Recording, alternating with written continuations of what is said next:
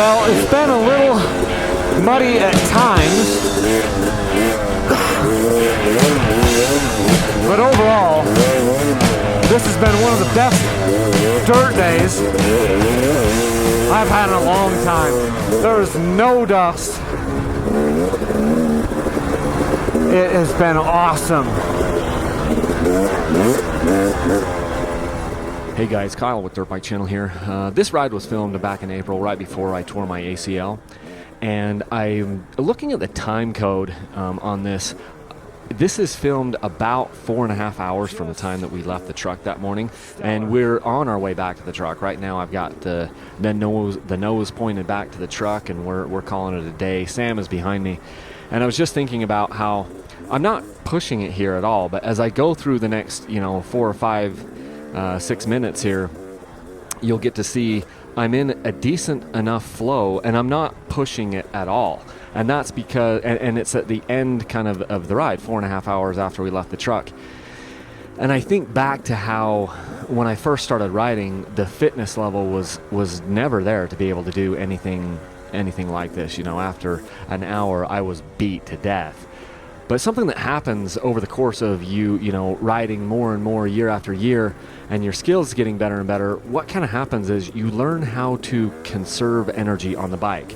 You get to have more energy output, and a lot of this is getting in shape, right? I mean, there's no excuse for, there's no substitute for seat time, and there's no substitute for cardio and a little bit of strength training. But at the same time, you also get, you condition those muscles, and you condition your body to be able to allow the suspension to work underneath you, and you don't fight the bike as much. And that's I guess that's one of the things I wanted to talk about is, as your skills grow and as you become more and more experienced, you stop fighting the bike so much, and you start using momentum and using different forces to your advantage. Instead of fighting against them, you're anticipating them and allowing them to work with you, and you're not spending as much energy. And so you can keep up a higher pace and keep up, for a longer amount of time. And that's kind of a beautiful thing.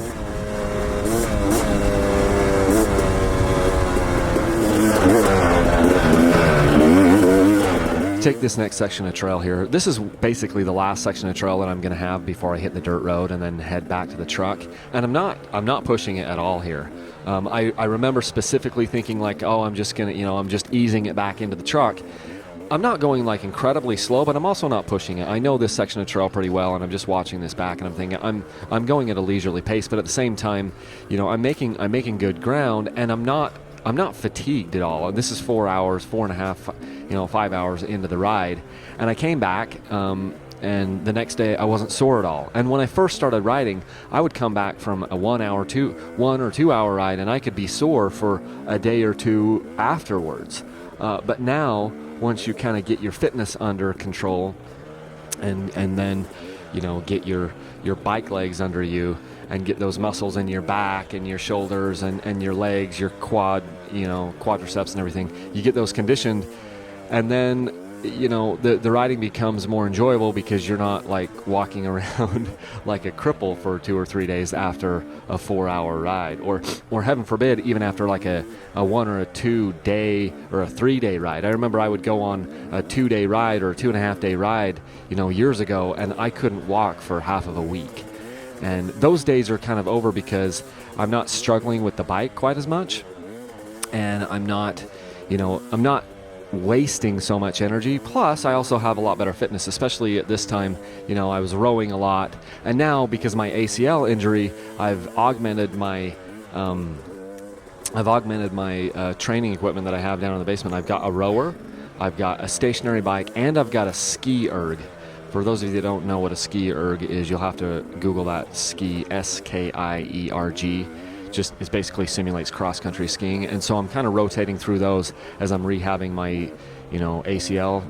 I'm doing the rehab for my ACL reconstruction, that is, because I've still got a few more months before I can ride the bike. It's July right now, and I can't ride the bike until October, at least dirt bike. Doctor doesn't want me to. So I've got a lot of time to think about that, and I've got a lot of time to kind of get my fitness My cardio is still good, but I've got to get the leg strengthened back up after having that reconstruction surgery. So I've got several months to think about that. And then as I get back onto the bike, I'll have to transition and slowly, kind of build up the dirt bike endurance again. The things I'm talking about, because there's cardio and there's fitness and then there's dirt bike fitness, and it's really, really hard to simulate a sport unless you're actually doing the sport. But anyway, just wanted to talk about kind of getting your fitness and getting your dirt bike legs under you, and getting to a point where you're not fighting against the bike.